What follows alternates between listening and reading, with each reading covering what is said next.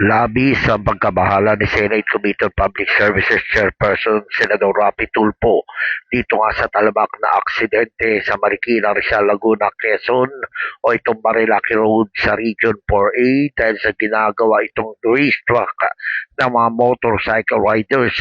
Ayon kay Tulfo, sa dami ng bilang ng mga disgrasyang naitala binansaga ng lugar na Killer Highway o Devil's Corner. Sa katunayan, nitong nakaraang January 26 lamang ay may naitala na namang motorcycle rider na aksidente sa Marilaki. Dahil dito, inobliga ni Senator Tulfo ang PNP Highway Patrol Group na palawakin ang kanilang visibility at maglagay nga ng outpost sa nasabing highway na bumabagta sa mga kabundukan mula Marikina hanggang Quezon Province para mamonitor nila mga motorsiklo at sasakyan dumadaan sa lugar at maiwasan na aksidente dito.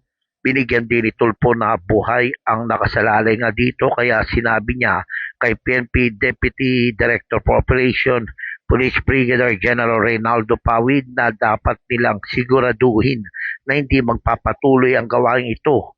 Ayaw niya rin mabalita na may namatay ulit sa Marilaki dahil nga nakikipag-racing nangako si Pawid kay Senator Tulfo na palalawigin na nila ang presensya ng mga kapulisan at maglalagay ng mga magmamando doon nga sa partikular na lugar sa PNP Region 4A. Ako, si Jojo Sikat, nagulat para sa DCRJ Radyo Bandido TV, kasama mo sa pagtatanggol sa demokrasya.